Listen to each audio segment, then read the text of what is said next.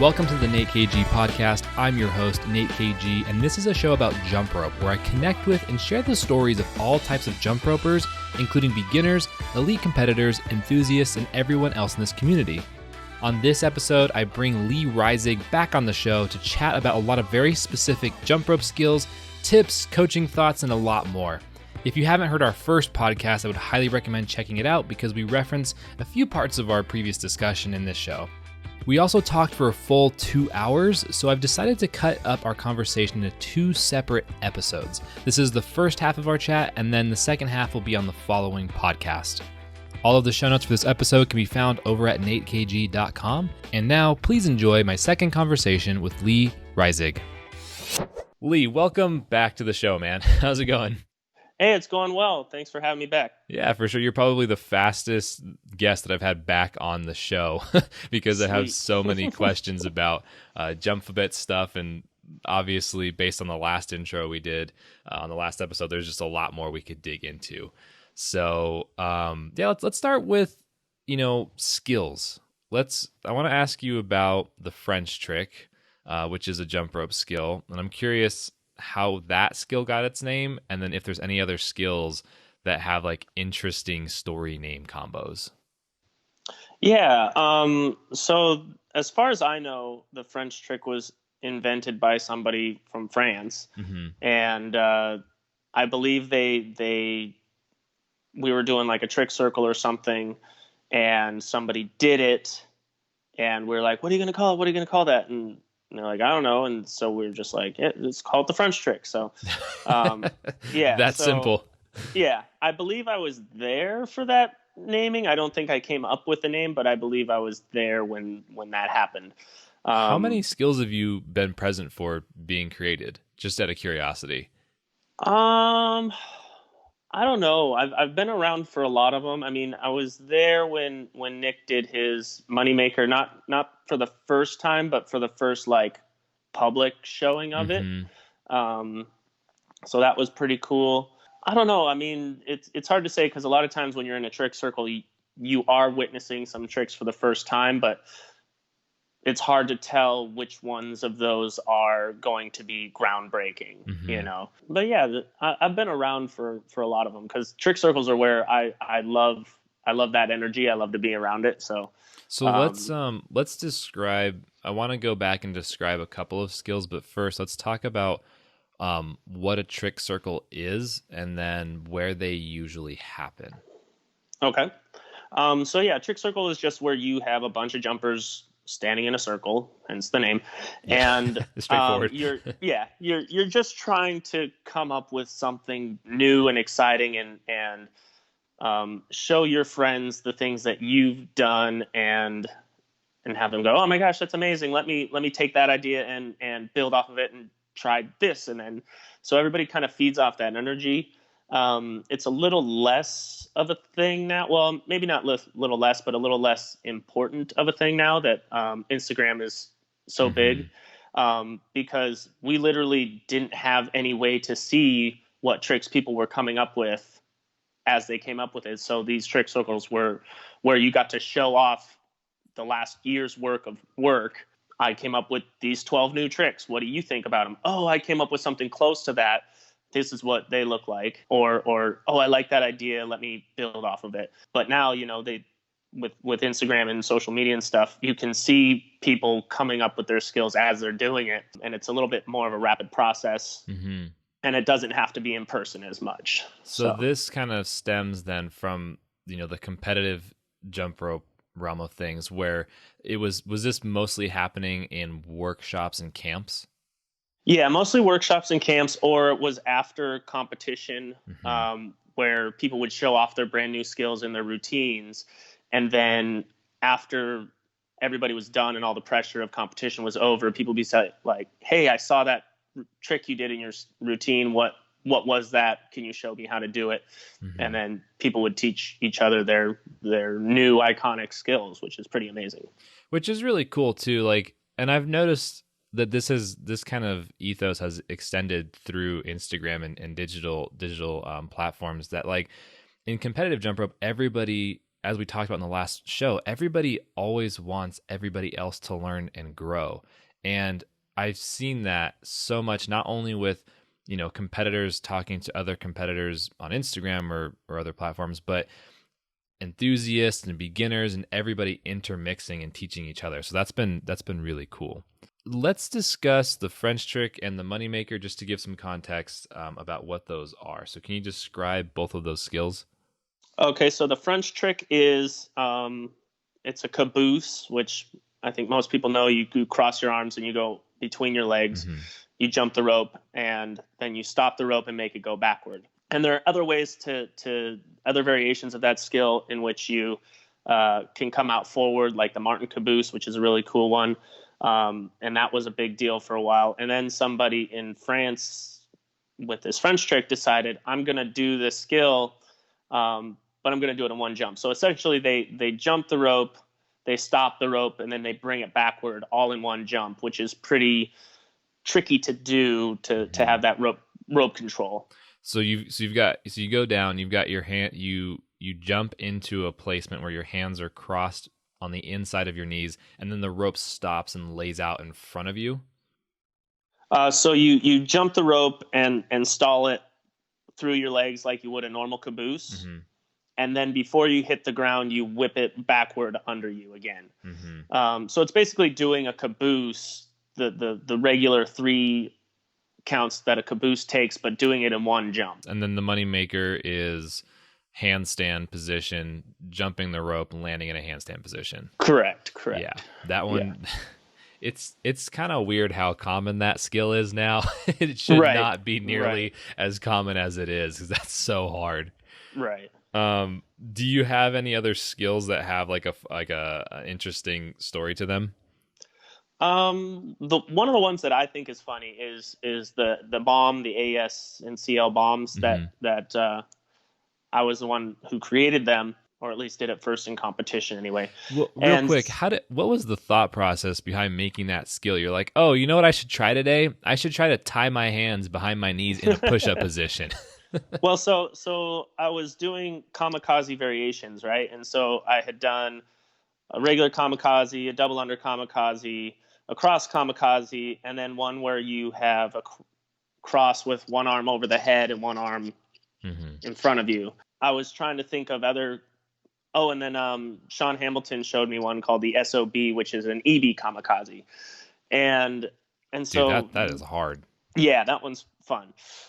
So I was thinking, okay, if I'm going to make a kamikaze any more difficult, I'm going to have to start doing double unders with them.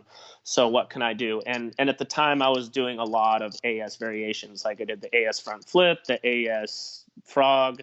And so I was thinking, okay, well, let's try an AS. And I worked at it really hard, and eventually I was able to do it.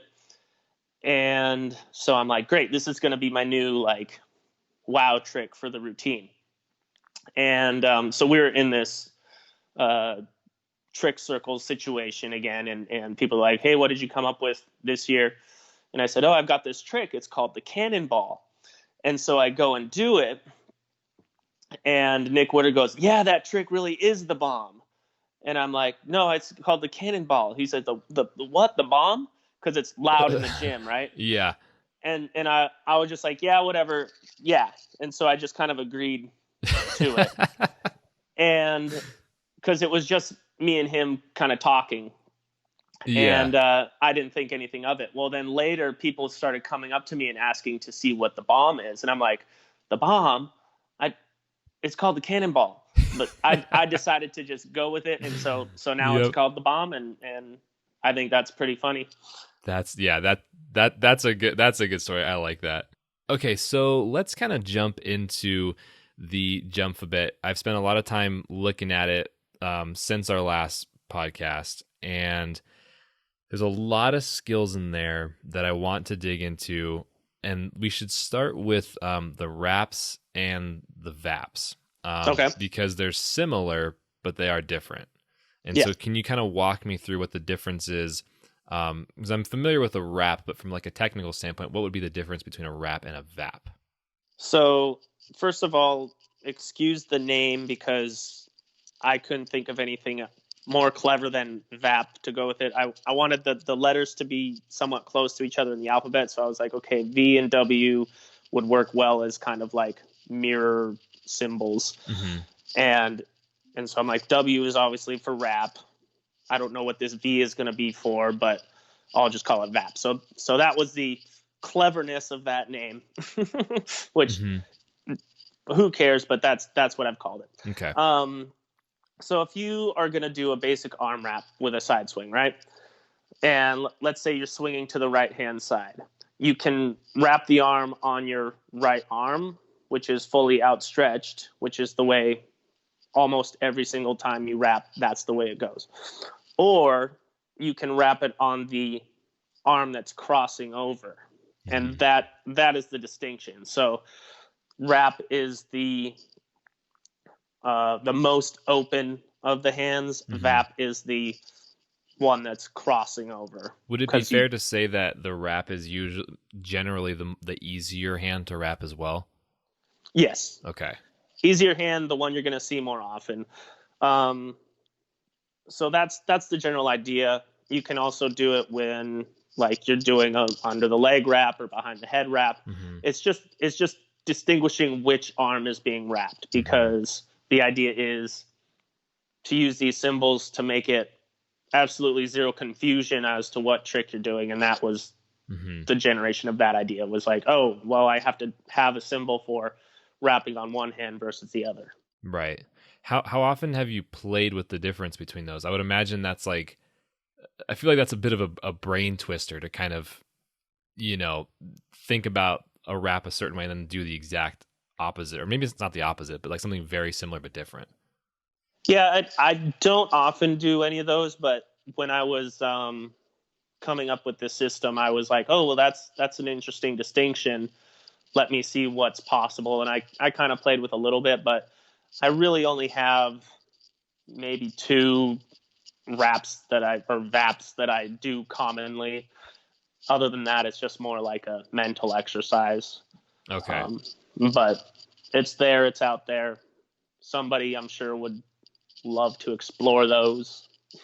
So let's talk about pretzels next, because I remember, and this is going to be kind of like a double question, because I want to get into the Jump documentary, but I remember seeing a clip of you in the Jump documentary, describing what a pretzel is, and it's a skill that I don't think is very common at all, and I could be wrong here, but I really want to talk about this for jumpers to get an idea of like one of the more technical skills that's possible. Yeah. So basically a pretzel is, as I define it, is a you've got your different types of weaves, right? You've got a weave where you can, according to the jump a bet, you have a weave where you can bring the top hand down, and you've got another weave where you can bring the bottom hand up. And a pretzel is where you're doing both of those at the same time. So hold on just a second. Let's pause on the weaves, because there's a way to visualize this that I've used that I want to share first, because I think it'll help with the pretzel. So yeah. I think that one of the more common weaves would be an AS weave, where one arm is behind both knees and then one hand goes in between the legs. And you could do a hand going, like you said, going below or above. So like if my left hand was behind both my left and right knee, my right hand could be in front of my right knee, but behind my left. It could also be behind my right knee, but in front of my left knee. So you're saying that any weave can kind of have that variation where the arm can be on top or bottom. Yeah, I like to go with like a tummy tuck. That's okay. Probably the easiest weave, or I guess what people are calling T-toed as a toad weave. That's another easy one to visualize. Like if you take a normal toad, you have your top hand that's over top of everything, but you can stick it underneath the armpit, and that would be a weave. Or you can take the hand that's underneath the leg and bring it outside of the other arm, and that would be an out weave. Okay. So for pretzels, I guess rather than thinking about weaves, you can just think about it as folding your arms across your chest, just like most people do, you know, when they're sitting. And if you look at your hands, you've got one hand that's on the top going to the bottom, and then you have another hand from the bottom going to the top. And those are your two weaves, basically. And so to get into this position, you must release the rope, because otherwise you get all knotted up and it's not really possible. So, so you actually have to let go of the rope. Now, I've only done this with the front cross weave situation, but you can theoretically do this arms folded behind a leg or behind both legs or behind the back even, and it can get pretty crazy. Now, to be honest, I've never seen anybody do anything with a pretzel except for maybe like 2 weeks ago, maybe 3 weeks ago. Zach Tomlinson posted a video where he's doing a long combination with them, and I think he referenced Devin as well, doing something with them. And I was like, there it is, the pretzel. I haven't seen it before. So, and they make it look really cool. So, I would recommend checking out those clips if you can. I don't know if they call it the pretzel. I think they just say this trick that Devin turned me on to, but I was watching that and I'm like, yeah, it's the pretzel. Right. So just like the JK we saw a few weeks ago with Deanna. Right. Yeah, that was really cool. And so these things are coming out of the woodwork now. Yeah, and I think once you kind of give a little bit of context too about what is possible, we start to see it more. Because like for me personally, like I never would have ever played with the idea of a pretzel, just because I wouldn't have gotten that far in terms of like, you know, let me experience or let me try to find this kind of a skill. But they're so unique that it's good to put out there. Yeah. So on that tangent of weird crosses that are difficult, let's move on to go-go's. Okay. So a go-go then is when one arm does two crossing placements at once. Correct. In one jump. So a double go-go. When I was reading about this in the Jump-A-Bet, it got me a little bit. It was difficult for me to visualize. So we have semicolon-C, semicolon-K, and then F and M. So how do these, like, what are these skills? So there are more than one. There are more than those four double go-go's. Those four I just highlight because in the Jump-A-Bet, there's there's a certain reason why skills are a go-go T versus a go-go I versus a go-go K or whatever. Like the nomenclature is important to which crosses you're doing. However, there are a couple of exceptions because just the way that the letters worked out, that like, okay, this skill doesn't follow the same rules as the other ones, which is why it's one of those four exceptions. So that's the reason why those are highlighted in the Jump-A-Bet, but there are other double go-go's out there. There's one that I often do. It's a go-go N plus a go-go I. So you have one arm that is in front of the body behind the neck, one arm that's under the leg from the outside and then opens up. And okay, yep. And that one's actually not too difficult, but basically a double go-go is you're doing a go-go with one arm and a go-go with the other arm. But these four are those exceptions to where they're named differently just because of the way that the letters worked out. Okay. The most common though is the go-go C, which is more commonly known as the contortionist. It's where you cross your arms and then cross them over a second time. And that one has been done. I've also seen it done a third time. Is that the boss cross? Yeah, boss cross. Maybe that's the contortion. I'm confused on which one's the contortionist, which is the boss cross, or if they're interchangeable or whatever. But yeah, I've seen the triple cross, which is pretty out of control. If you're doing a triple cross with your arms, I think you can call it whatever you want at that point. Right, exactly. Because that is, just thinking about doing, so you have your normal cross, then you do that again and then again. That's ridiculous. I think I tried that back when I was like, 12, and I tried it once and I was like, nope, not happening. Moving on. Right. Okay, so that one in theory you can take that boss cross or whatever and you can throw legs into it, which makes it like a boss cross toad or a boss cross caboose or whatever you want to call it. But that's why in the Jump Fabet Trictionary, the Go-Go C has its own like little window chapter thing, because you can take that cross and have so many variations with it. Okay. A couple of the other ones are the Go-Go K, I believe, is where you're doing a Kruger, and then you do a Kruger again with the same arm. So you're basically wrapping your arm just around the same leg. I would imagine you'd have to use like a long handle and then like kind of hold the bottom of the handle with like the tips of your fingers and just point it underneath. I mean, that seems really difficult to get into that position. Yeah, I would say so. And rest assured that these are not all skills that I've done. I know lanky people, and I've seen like, okay, this is definitely doable. So rule number 1, be lanky. Rule number 2, grab a jump rope. Right. Nice. So these go-go skills are right up there with like the top yoga poses, you got to be flexible for them.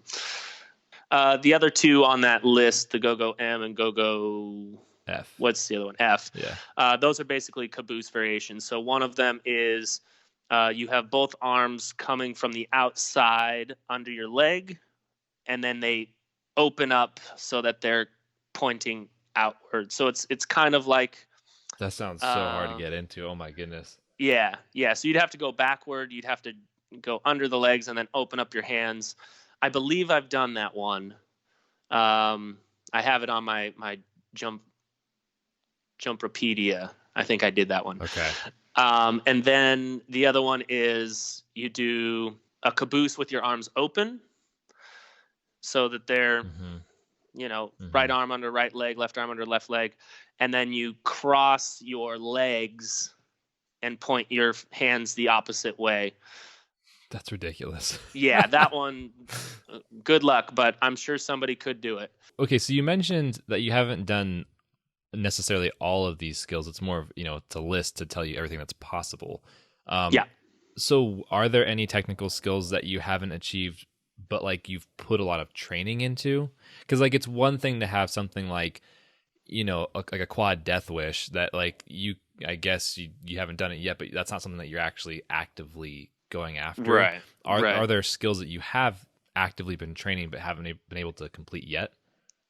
I'd say I haven't given a whole lot of time to this, but the one thing that I see and I am blown away and I'm like, why can't I do this, is the mix skills where they're catching it on the ankle.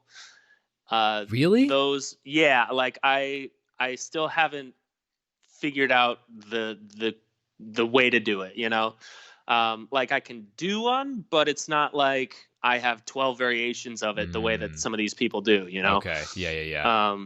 So that's one thing. And then the other thing is that I'm starting to get into now is the leg wrap stuff, which wasn't around when I made the Jumpropedia, but now that it's a big thing and it's a huge part of the sport, and I love seeing it done well. So I'm trying to master that stuff. So that's the other one I'm working on. Yeah, that one's tough because like a lot of the wraps, you have to go basically off axis with the rope. Like you can't continue the up and down, but it's also not necessarily always horizontal either. It goes, it's like tricking. It goes completely off axis. Yeah. And so that to me is where it gets difficult, because I'm a guy who like needs to define it, Right. And so I'm like, okay, this is like a leg wrap toad, but then it's going horizontal and suddenly now it's backward and you're wrapping it and unwrapping it and swinging it. And it gets weird, but the more I'm seeing it, the more I'm playing with it, the more I'm able to try and classify it. And that's what's going to help me figure it out, and put it all into like a sort of a Jump Fabet dialogue so that other people can understand it, Yeah. Is that the idea of like defining all of the skills? Does that carry over anywhere else besides jump rope? Like, do you typically find yourself not in like very specific every time you do anything, but like, do you find yourself someone who likes to classify things? Because personally, the way I look at jump rope and I kind of, break it apart into pieces so that I can see every element, like I do that with other things. Like, to me, categories are important. Yeah, I mean, I think it goes back to like my engineering and mathematics background, where like part of your job is to look at a problem and say, okay, this is this type of problem, so I need to use this method to solve it. Because that's the first step. If you can't identify what kind of problem it is, you're going to do several different tricks to solve it, and one's not going to work, and then you're going to try another, and that one's not going to work. So yeah, I think I've just gotten used to like, whenever there's an unknown something in front of me, I can break it down into, oh, it's just like this, only this little twist, and then I can move forward with a way that I know how to do, Is engineering, what was the path to doing that? Have you always kind of had a natural inclination towards engineering? No, I mean, I was always really good at math and science in high school. And when I went to apply for college, they were like, what major are you going to declare? And I'm like, I have no idea. And so I talked to my dad, and he's like, well, you're good at math and science, so why don't you put down engineering, which is what he did. And if you decide later on that you want to change, that's fine. But at least now you have like a pathway. And so I did that. And as I got into it, I started realizing I like it. And now that I'm older and I start to look at my life and realize the kind of things I like to do, I realized that engineering and stuff was perfect for me, because I love puzzles. I love solving things like that. And engineering was just an endless supply of solve this puzzle, solve this puzzle, solve this puzzle. I mean, they call them problems or, word problems, but it's all just puzzles basically. Which is why that fits so well with jump rope. It's almost exactly the same thing. You're just dealing with different materials. Right. That's interesting. So I'm just curious, I want to push a little bit more on the engineering thing. So Sure. You went to college for engineering. What type of engineering did you do? And then how did you use that? So I went to college for mechanical engineering. Okay. And I graduated Boise State in 2007 with my mechanical engineering degree. Professionally, I haven't used it at all. Like I never applied for an engineering firm. I never did anything like that. However, I've used it. I've used the process and the knowledge to do things such as one of my big projects is these LED ropes that I've designed and built. And I don't think I would have been able to do that without my engineering background. Similar stuff with the Jump-A-Bed and Trictionary, and all of the teaching materials that I've done I've approached it in an engineering way where I classify and define everything, and that has helped me to do that. It helped kind of solidify the way of thinking that you kind of naturally had, but gave structure to, and then you could leverage it. That makes sense. Yeah, I didn't know that you created your own LED ropes. Yeah, so anytime you've seen the Flight Crew LED shows that we do and we post up, those are all ropes that I've designed and built. Okay, so what would be the difference, or what makes it kind of like unique? How did you approach that? I like the concept of an LED jump rope, and I fell in love with that idea. And then when I started doing them, or started trying to design one, there wasn't really a model out there to buy. And so I was like, okay, well, I'm just going to design it and build it the way I want. Through the process, there have been ropes that have come out that are also LED, and I've seen them, and I like the idea, and I think if those were out when I started, I wouldn't have pursued it as much. But now that I've kind of got my own model, I can see what makes them superior, what makes them inferior to these other models. The biggest one is just the sheer number of lights. Most LED ropes are something like 15, 25 LEDs. Mine have somewhere about 300 per. That's a per big rope. difference. That is a big difference. And so when you see the rope, it looks more like a lightsaber than Christmas lights.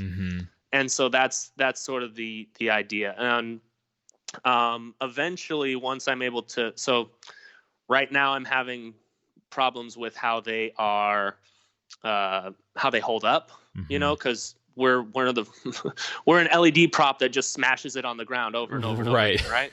And so it's difficult to find a model that's easy to maintain as well as easy to build and as well as cheap to do. So that's my biggest goal right now, is to make them more durable, while keeping them in a fashion that jump ropers can use. Because I could cover the whole thing in hardcore plastic and make it durable, but you wouldn't be able to do a double under with it, Right.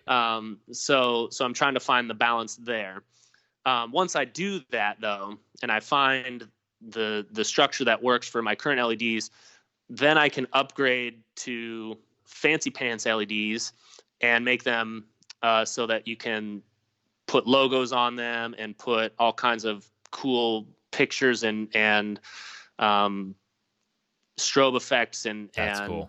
Yeah, and make them programmable so that I could choreograph a light show with the music, so that I don't have to use a controller anymore. It's just boom on the music, the way that you see a lot of these other LED light props. They do, the poi and the staffs and stuff.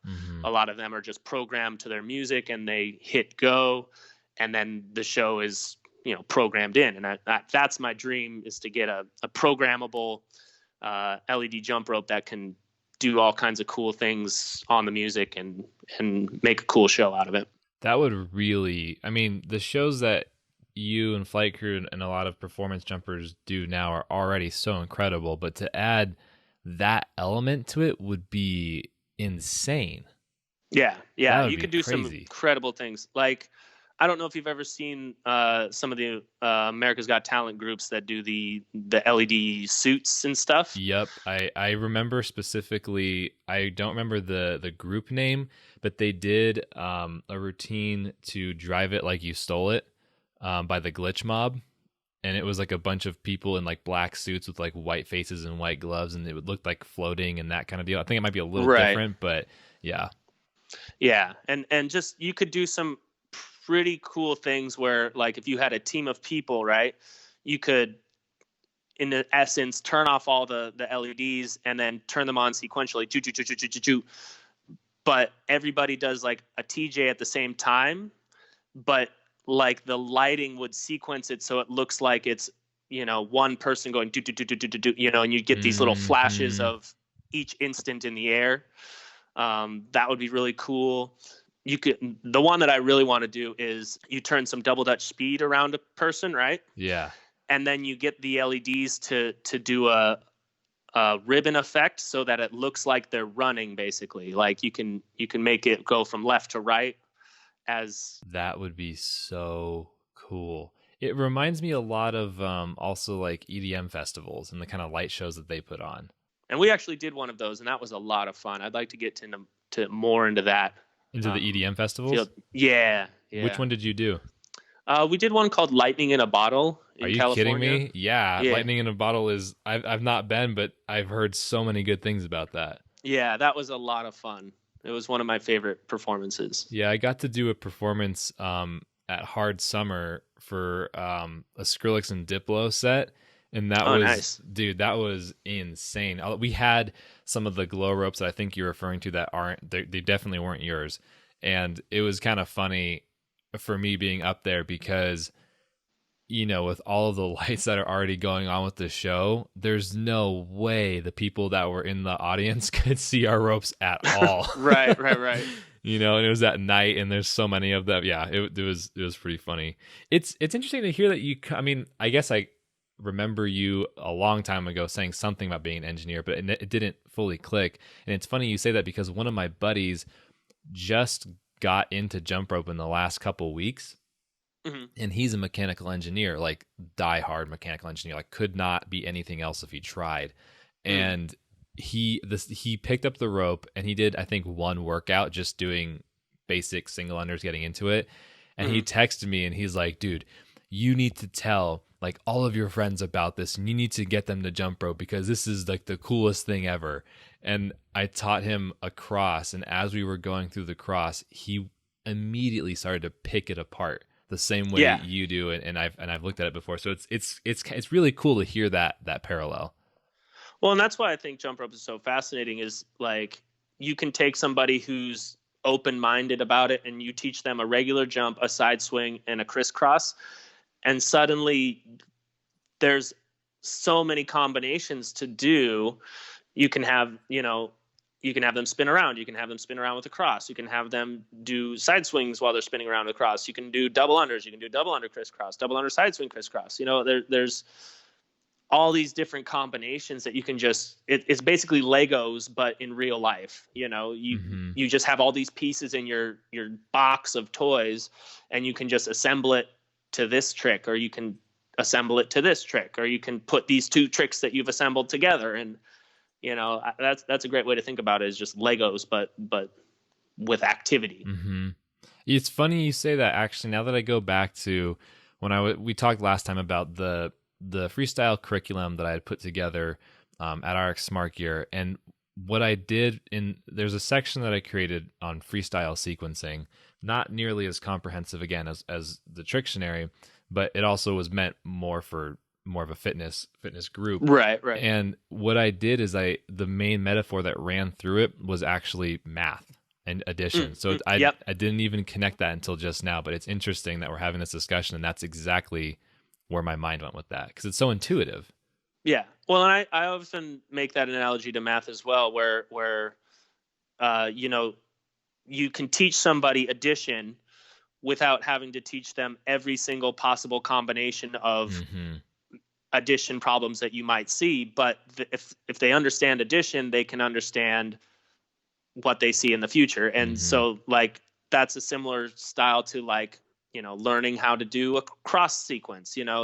As long as you understand what a cross is, you can see somebody do a cross sequence and go, okay, I understand why that works. Or, and you have division is your mix, and your multiplication are wrap skills. And so as long as you understand the families that they belong to, you don't have to know every single trick in those families, but you can identify it and figure it out for yourself at that point. And I think that that's probably why it's so difficult for people to understand what's happening with the rope, is that until you've done those pieces yourself, until you've learned what multiplication is yourself, it's very hard to pick it up, especially given the fact that jump rope moves so quickly. Right. Which makes sense why people who are less proficient and a little bit more, still learning the skills and aren't as tight, it makes sense why that is more interesting for somebody to watch. Because, watching things online for so long, I've always noticed that, folks that are really clean and tight don't necessarily, like a TJ is a perfect example. A really clean, tight TJ that looks easy does not necessarily catch the attention as well as a TJ that's very open and lands really low, because I think it's easier to see what's happening. Well, and we've had that discussion with, as far as competition goes, for a long time, is, if you make things look very, very easy, sometimes a judge, I think it's better now, but back in the day, a judge might not be able to tell that you're doing quads because you make them look so easy, as opposed to the other guy who's struggling with the quads, but they can definitely tell, okay, those are quads, which is also part of the fun with doing circus work instead of competition. Is part of the game is trying to figure out how to make it look impressive to an audience, and have that element of not necessarily danger, but like risk that's involved, and make it look more impressive that you actually did get it, versus, oh, this is just, it looks clean and fluid like a dance rather than a circus skill, I guess. What skills have you found to kind of do that, to be interesting to the audience? The biggest one everybody loves is the bun jump. We always put that in a routine. Yeah. Every time. Sit on the ground, spin the rope underneath your butt, and you're good. Call it a day. Right. But it's also not necessarily the skills you're doing. It's how you're doing it. So like a lot of people will go up and do a mick, like it's nothing, but the audience doesn't really absorb it. Right. So one of the things I typically will do is if I am doing a mic, especially for the very first time I'm doing it in a performance, I hold it out there for like a good 3 seconds just to make sure they go, okay, he only has one hand on the rope, and then he catches it. Okay, and now I'm impressed. And then after I've basically taught them how to look at that, then I can do the variations and the quicker release skills that, the mic is only flying for a half a second before you catch it. Because now they're aware of that. They've identified that element and then can then recognize it later. Right.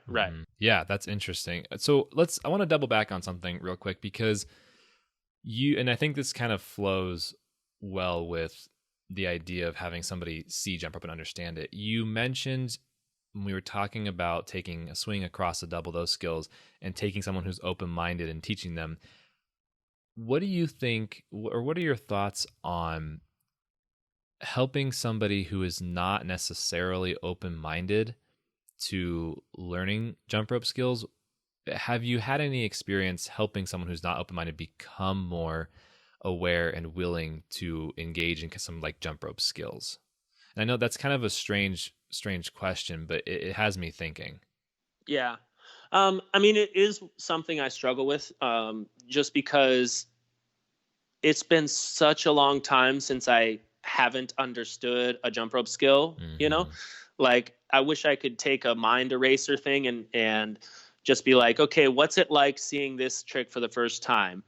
Because lately I've been teaching a lot of older people that are just trying to do some jump rope for working out, or I've been teaching, circus performers who want to learn another skill.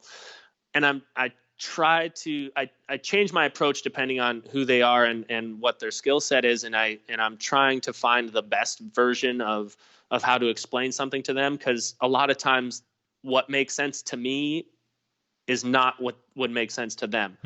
So I try to figure out what that kind of combination of words is going to be, just so that they can understand it. And that's part of the fun for me, because I would like to get into more of a, recreational program, kind of like what you're doing. But I would really like to figure out the wording of things before I get into that, just so I'm successful at it. Because if I explain to people the way I normally would at a jump rope workshop, they're just going to look at me with a blank stare and be all confused. So, so that's part of the fun. I've always, like, one of the big things that I've learned so far is that, I've been kind of fortunate in a way that I feel like I've been in the jump rope, the sport community, but I've never been super deep in it. Like I've never been to a camp before. And I haven't like been in a lot of the more, I guess you could say, like critical aspects of a sport competitor, but I've also spent a lot of time coaching recreationally. Like in college, there was a program I was doing coaching people. I spent a lot of time obviously in the CrossFit realm. And one of the biggest things I've learned so far is that like every assumption that we have with competitive jump rope, those are the things to discuss. And an example of that would really be taking the judging system we have and kind of defining it. So this last week, one of the big things I was talking to a lot of people on Instagram DM about was single unders in between skills. And a lot of and it's something that I genuinely had never thought of before, but it makes a lot of sense that a lot of folks who are jumping as enthusiasts don't see singles. And I mean that in a way that they'll put a single under in between a couple of skills and not know the difference, or not be able to visually see the difference between that and a combination or a sequence that does not have any single unders in it. And so there's been a lot of interesting discussion about, so there's this one way to do jump rope sequences, which is not having any singles, because it makes everything immediately more difficult. But at the same time, the reason, and it makes a lot more sense now, the reason a lot of enthusiasts do use those singles is because there's no reason to not have them, other than having this new stimulus and new style to practice, right? Whereas in competitive jump rope, there is no other way to do it. You have to not have a single because that single is worth 0 points. Right. So yeah, it's been interesting, but that makes a lot of sense in terms of like, I think a lot of with the open-minded thing too, to kind of tag on to what you were saying, it also kind of comes down to showing how accessible it is, because jump rope is a thing that looks super intimidating at first. Right. And so breaking it down to those elements can make it super accessible.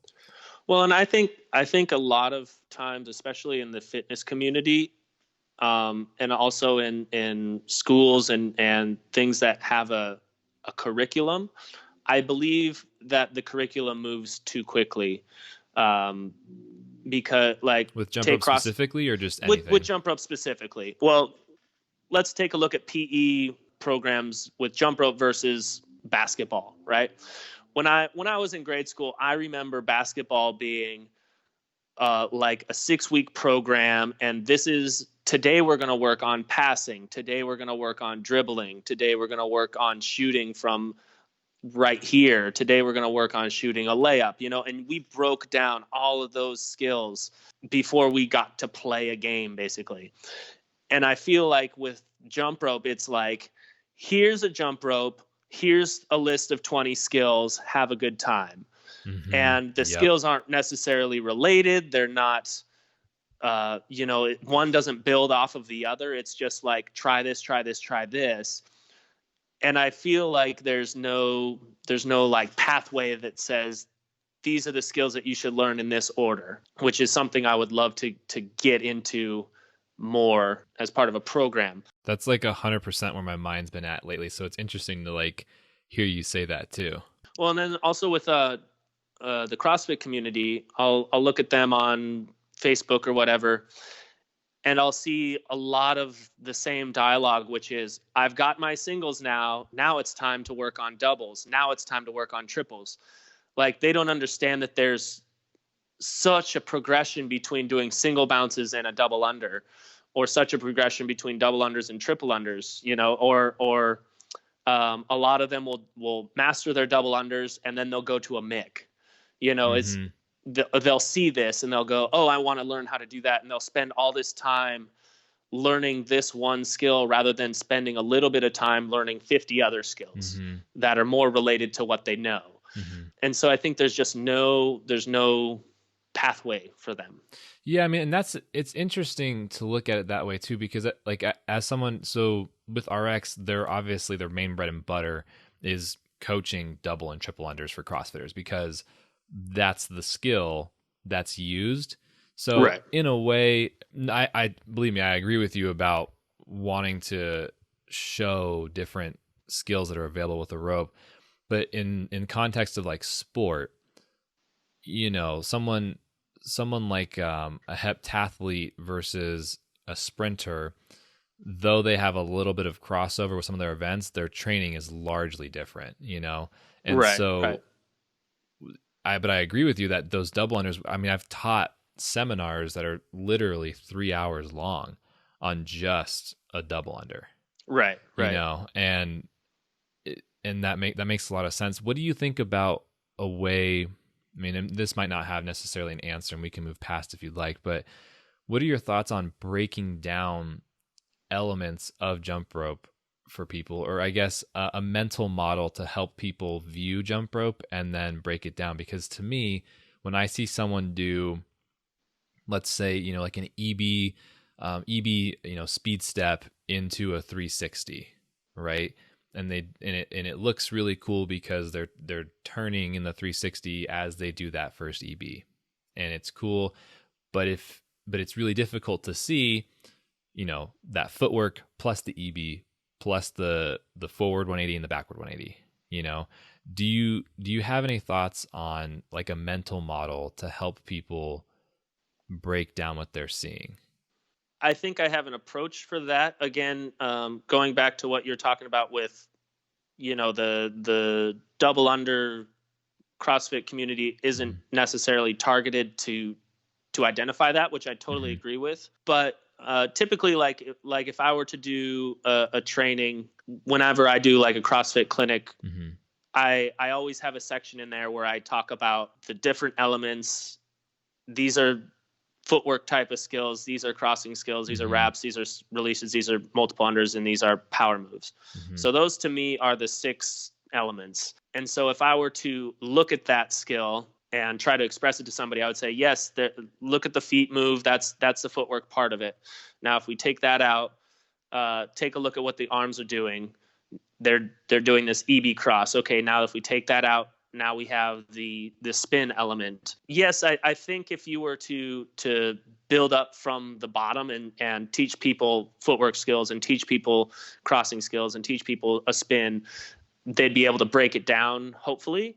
But you'd have to do it, the right way. And again, you have to introduce it to them as this is a type of skill. This is a family of skills, rather than this is the side swing cross EB, whatever. Because if people see just a list of tricks, and this happened a long time ago with the IRSO skill list that they would put out, and this is kind of the reason why the jump event came forth.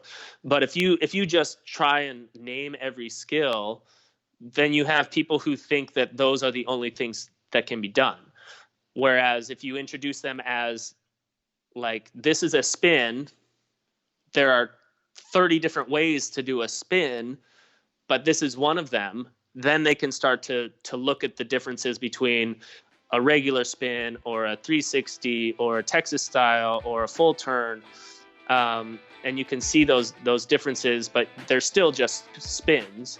But you can identify them as, a family. Hey, before you go, I just wanted to say one last thing. One of my main goals for this podcast is to share the stories, of other jumpers and provide a full picture about everything that's possible with the jump rope. The more people that hear this, the better. And it would really help me out if you sent this podcast to somebody you know, whether in real life or digitally on Instagram, Facebook, whatever platform you use. It would mean the world to me. So that's it. I hope you have a great rest of your day, night, lunch, evening, whatever time it is for you right now. See you later.